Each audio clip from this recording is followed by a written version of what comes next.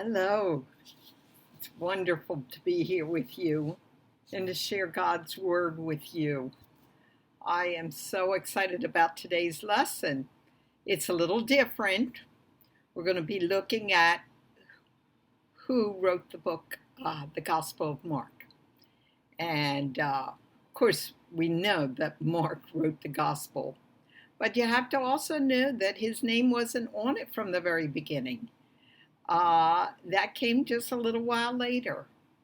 But how do we know he wrote the gospel? Well, there's a church father in the late first century who lived during the time of even John and knew of Mark. And he is the one who tells us that Mark got his account from Peter himself. Yes, it tells us that Peter would be preaching and Mark would be writing down the stories that Peter taught in the churches. And so we have a window into the gospel of Jesus Christ through the eyes of Peter and then Mark. In fact, if you read through the book of Mark, you'll often see the words and they, or even Peter and they, and you can often see where Peter would have said to in his sermons we instead of they, but Mark would have written it down as they went here, or they said this, or they said that. But there's many other reasons besides the fact that Papias gives us that inside information. It's also the way Mark lets us know about eyewitnesses. Now, we all know that Jesus chose his apostles because they were going to carry on his work. They would be telling the stories that they saw, and they eyewitnessed. They witnessed Jesus's teachings. They heard it, and so they could go around after Jesus rose again and ascended into heaven. They could be. They were the primary witnesses to take the gospel around to the whole world. And Peter was one of those eyewitnesses. Now, there's another way that we can see that Peter must have been the eyewitness that Mark used. Not the only eyewitness, but the primary eyewitness that Mark used for his book. All the gospel writers would go to the various witnesses who and others who knew the stories and wrote them down.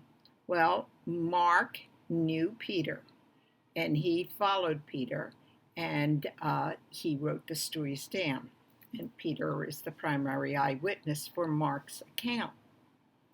Well, after the name Jesus, the most frequently named character in the book of Mark is Peter. His presence is pervasive throughout the whole narrative. And in proportion to the length of the book, Peter's name is used more often in the book of Mark than in any of the other Gospels, including Matthew. Now, there are a few more names in the book of Matthew, a few more times that Matthew says the name Peter. But his book is about 12 chapters longer than Mark's book. So he only uses Peter's name maybe 3 times more than the book of Mark, but it's a whole lot longer. So Mark uses Peter's name more often proportionately in his book than any of the other Gospels. So we can say, okay, Mark's letting us know who the eyewitness is. And this is the way historians in antiquity, at the time of Jesus and before, would let us know that they got their material from an eyewitness. In fact, historians were well known to say that the best person was to get your history from was an eyewitness. Even if the eyewitness isn't named, you would just kind of let the reader know that there were eyewitnesses. Josephus does the same thing in his historical works and many others. Also, Peter's name is used all through the book. Let's see how often he is used so that we can know. So go to the book of Mark, and we're going to look to see how the author Mark uses Peter's name. Okay, so go to chapter 1, verse 16. This is right after Jesus is baptized, and then he's goes to the wilderness and he's tempted. And then the first story, or the beginning of Jesus's ministry, it starts in verse 14 of chapter 1. Now, after John had been taken into custody, Jesus came into Galilee, preaching the gospel of God and saying, the time is fulfilled and the kingdom of God is at hand. Repent and believe the gospel. So he's starting his ministry right here. And he was going along by the Sea of Galilee. In verse 16, watch. He saw Simon. Now watch this. Simon, who becomes Peter, is the first named disciple in the book of Mark, and Mark is going to use his name twice in a row. So watch this. He saw Simon and Andrew, the brother of Simon, casting a net into the sea. So here's Simon's name used twice when the author Mark could have put a pronoun the second time. In other words, he could have said, and he was going along by the Sea of Galilee, he saw Simon and Andrew, his brother. But he doesn't do that. He says, the brother of Simon. So that's the first time. And then go down to same chapter, verse 29. We're going to look at these so you can see how often Peter's name is used through the whole book. So verse 29 says, and immediately after they came out of the synagogue, they came into the house of Simon. His name isn't changed yet. And Andrew with James and John. Now Simon's mother-in-law was lying sick. And then down in verse 35, in the early morning, while it was still dark, Jesus got up and left the house and went away to the secluded place and was praying there. Simon and his companions searched for him. There it is again. Okay, go to chapter 3 and verse 16. And he, that's Jesus, now this is when the apostles are called, and Jesus appointed the 12. Simon, to whom he gave the name Peter. So now his name is going to be changed. And go with me to chapter 5, verse 37. And we have this. And he allowed no one, that is, Jesus allowed no one to accompany him except Peter, that's his new name, and James and John, the brother of James. Then go to chapter 8, 29, chapter 8, verse 29.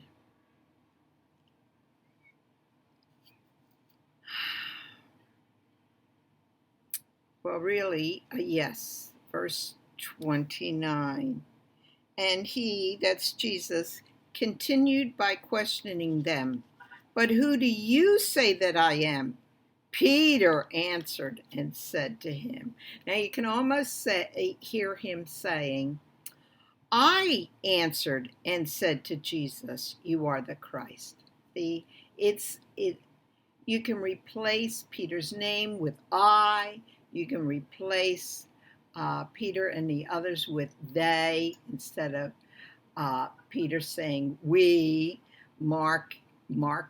Peter said that, but Mark changes it to they. Look again in verse 32 and 32. And Jesus was stating the matter plainly, and Peter took him aside and began to rebuke him. But turning around and seeing his disciples, he rebuked Peter. Then down in chapter 9, verse 2, 6 days later, Jesus took with him Peter and James and John, always first Peter. It's almost as though Peter's saying, 6 days later, Jesus took with him me and James and John and brought us up to a high mountain. And then in verse 4, Elijah appeared to them, or to us, with Moses, and Elijah and Moses were talking with Jesus, and Peter said to Jesus, or you could say, and I said to Jesus. See, you can exchange it. So it reads as though Peter is saying it to Mark, and Mark is writing it down in third person. Chapter 10, verse 28 says, Peter began to say to Jesus, behold, we have left everything and followed you. In chapter 11, verse 21, it says, being reminded, Peter said to him, Rabbi, look, the fig tree which you cursed has withered. Watch how you can change it again. Being reminded, I said to him, Rabbi. See how easy it is? This does not happen in the other books. It's not plain and clear like this, as though Peter's relating the story. Go to chapter 13 and verse 3. As that's Jesus, was sitting on the Mount of Olives opposite the temple, Peter and James and John and Andrew were questioning him privately. Again, Peter is first, and you can almost read it this way. As Jesus was sitting on the Mount of Olives opposite the temple, I and James and John and Andrew were questioning him privately. Chapter 14, verse 29, we have, but Peter said to him, even though all may fall away, yet I will not. And Jesus said to him, truly I say to you, that this very night before a rooster crows twice, you yourself will deny me 3 times. But Peter kept saying or insisting. It's as though Peter is saying in the story, but I kept saying insistently, even if I have to die with you, I will not deny you. And then down in verse 32, they came to a place called Gethsemane, and he said to his disciples, sit here until I have prayed. And Jesus took with him Peter and James and John and told them to keep watch. And then just a little bit further on in verse 37, and Jesus came and found them sleeping and said to Peter, Simon, are you asleep? Could you not keep watch for 1 hour? Yep, keep watching and praying. And then go to 54 in the same chapter. It says this, Peter had followed Jesus at a distance. Now here's where it gets really sad. Here's Peter telling the story, and he's being so transparent through this whole book. He shows himself to be foolish in what he says. And he's not afraid to be transparent, to be honest with us. So you could hear him saying as he's talking to people, I followed him at a distance, right into the courtyard of the high priest. Isn't that sad? And then in verse 66, it says this, as I was below in the courtyard, one of the servant girls of the high priest came, and seeing me warming myself, she looked at me and said, you also were with Jesus the Nazarene. Can you hear it? Can you hear it? It says Peter here twice, but you can hear him telling the story and how grief-stricken he is. Verse 70, and again, I denied it.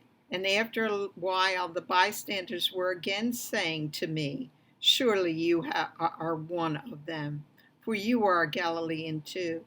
But I began to curse and swear, I do not know this man you are talking about. Immediately, a rooster crowed a second time, and I remembered how Jesus had made the remark to me. Oh, wow. Gives you goosebumps, doesn't it? Yeah, I'm sure it did with Mark.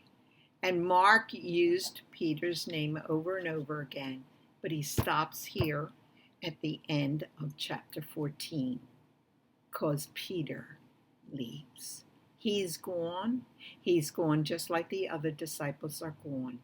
Who is going to be the eyewitness that tells us what happened next?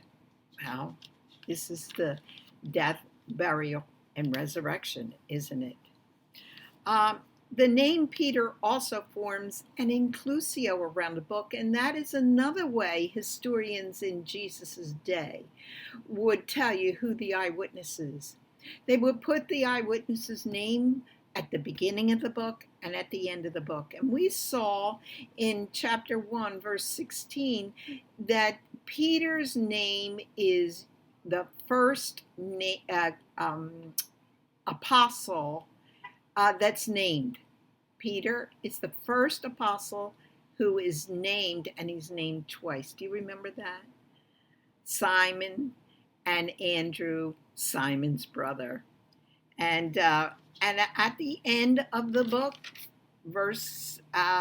in chapter 16, verse 7, we have the second time Peter's name is used. And even though he isn't there, listen to what it says. In verse 7 of chapter 16, it says this, but go, this is the angel, go, tell his disciples and Peter, he is going ahead of you to Galilee. So Peter's name is at the beginning and at the end, forming an inclusio around the whole book. Now, all the apostles became eyewitnesses, but Peter is the eyewitness extraordinaire. Even Luke claims to show Peter as his main eyewitness. Remember, Luke starts out his book with giving his agenda. Now listen to it, because the word eyewitness is here, and this is what historians would do. I've got eyewitnesses, and they would name them. Inasmuch as many have undertaken, this is chapter 1, verse 1 of Luke. Luke writes, inasmuch as many have undertaken to compile an account of the things accomplished among us, just as they were handed down to us by those who from the beginning were but eyewitnesses and servants of the word, it seemed fitting for me as well, having investigated everything carefully from the beginning to write it out for you in consecutive order, most excellent Theophilus, so that you may know the exact truth about the things you have been taught. That was each of the gospel writers found it really important to have eyewitnesses. And so eyewitnesses would be named in the accounts, but only those eyewitnesses that were still alive so that we could go back to them and said, Mark said this. Did that really happen? Oh, yes, it happened to me. Or it happened to my friend. I watched it. I was right there. I saw Jesus do this. You see how the gospel writers would make sure that you got a history, a truthful history. They brought in eyewitnesses. So Luke is going to use one of his eyewitnesses will be Peter. Watch how he does it. Immediately after he tells the story of Jesus, the angel comes to Zacharias. Then he comes to Mary. And then the story of Mary and Joseph taking Jesus to the temple. And then he starts with, in chapter 4, Jesus's a sermon that was natural and normal for Jesus to give is in the first half of chapter 4. But look who he names first. Look who Luke names first in chapter 4, 38, after this first sermon. Let's see, 38. Then Jesus got up and left the synagogue and entered Simon's home. This is after he has healed a demoniac who was in the synagogue. Now, Simon's mother-in-law was suffering with a high fever. So there he has Simon named. He's the first of the disciples or apostles that are named. He does that again in chapter 24. He named as an inclusio, bookends around the book. So in 24, at the end of the book, in verse 33, 34, okay.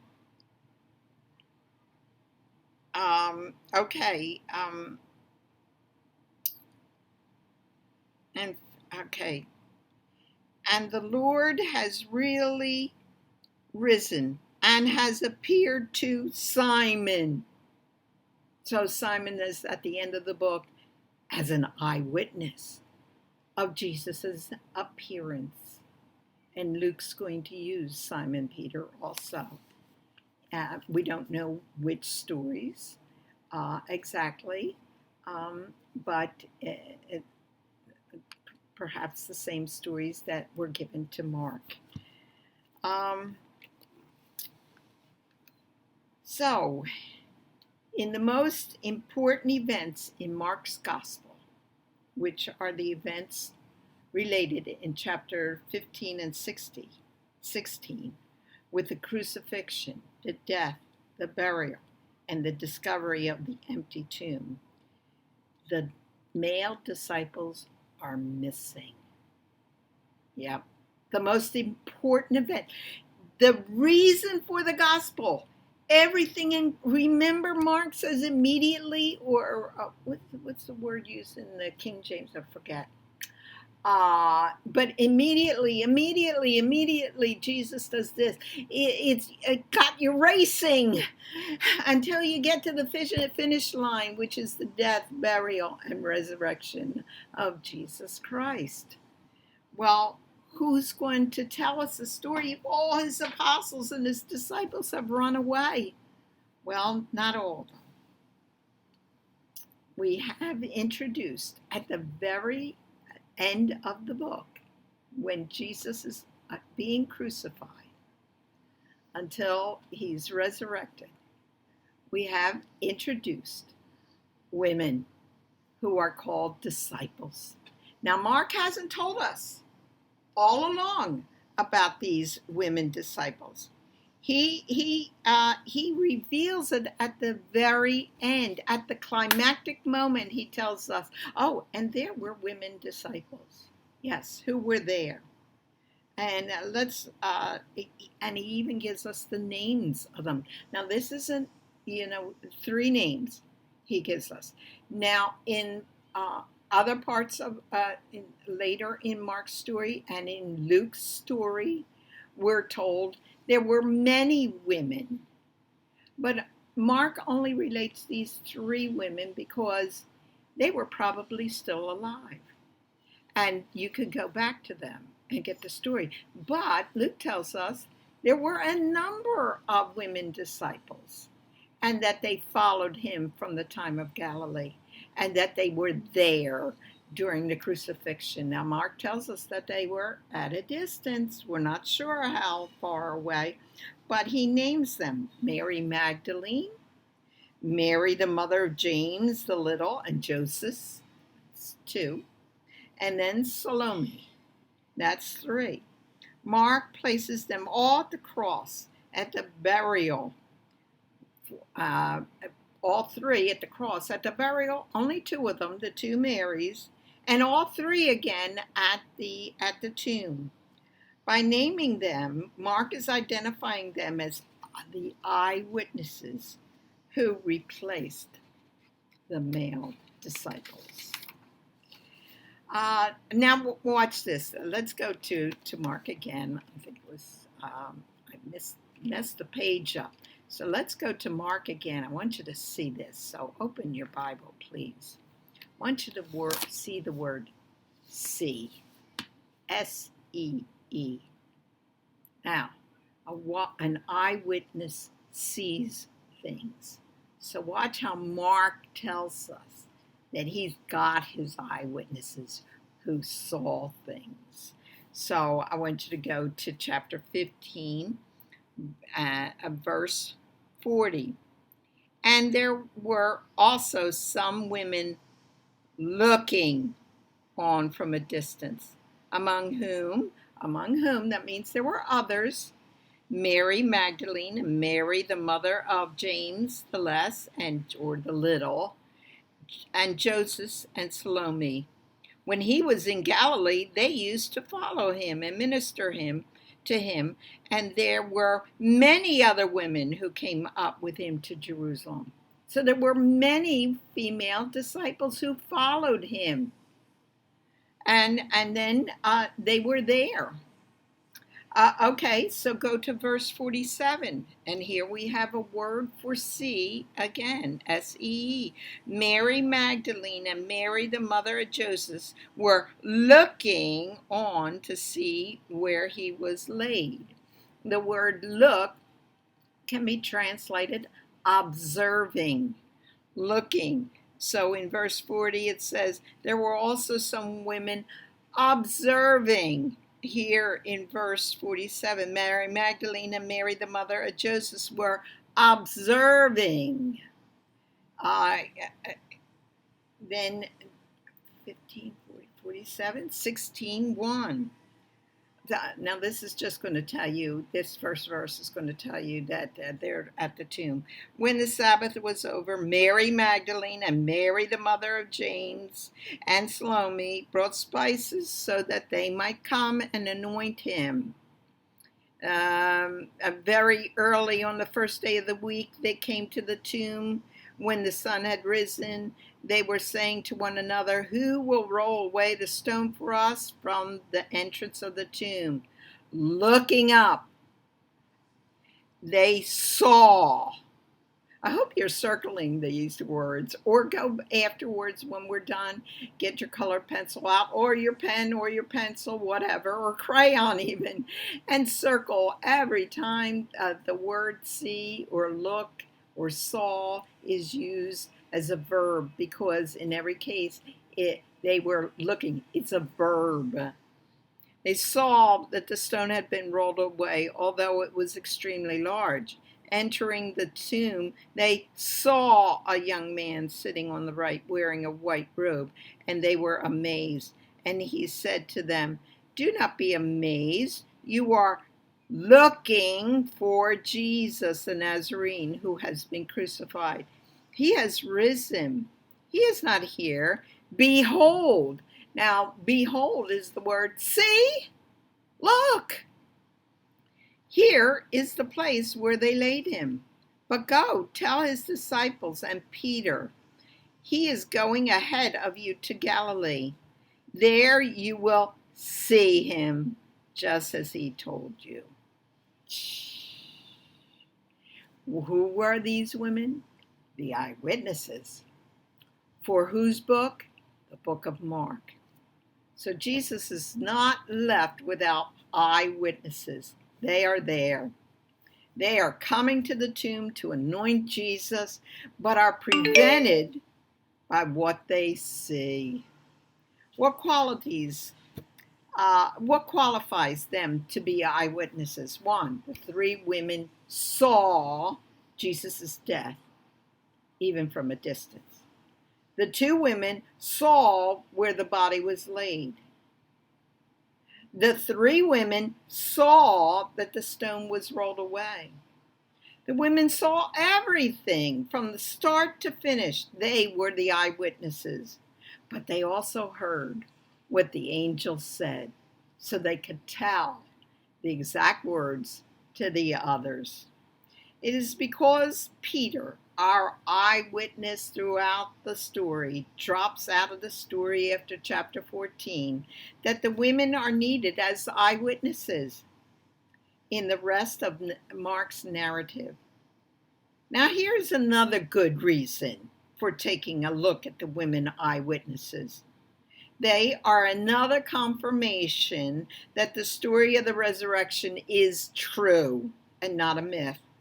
In what way, you ask? If the resurrection was made up, a myth, no one would have used women as eyewitnesses. Women were never used in a court of law as eyewitnesses. They were thought of as inferior to men and unable to give an unbiased, unemotional report. The only way they would have been used by all four gospel writers as eyewitnesses is if it was true. A myth would have used men as eyewitnesses. So, what do we make of this? I think God chose women whose ability to think and act credibly were maligned in the patriarchal society, and this is so ironic. God lifted women to the enviable position of being the eyewitness of the most historic event in world history. Mark was saying to the reader of his gospel, if you don't believe my report, go to Mary Magdalene. Go to Mary, the mother of John and Joseph, or go to Salome. They'll tell you, I, Mark, listed their names so that you can go to them and confirm my story, because they are still alive as I write and send out this gospel. Yes, women were not inferior to men in Jesus's, who is the Son of God, in his eyesight. And that's a neat thing to know, isn't it? I just wanted to share that with you. It's not the usual kind of Bible study, but I think it's an important thing to see this. Okay, guys? Well, I want to just tell you that I love you and thank you for listening in. Bye-bye.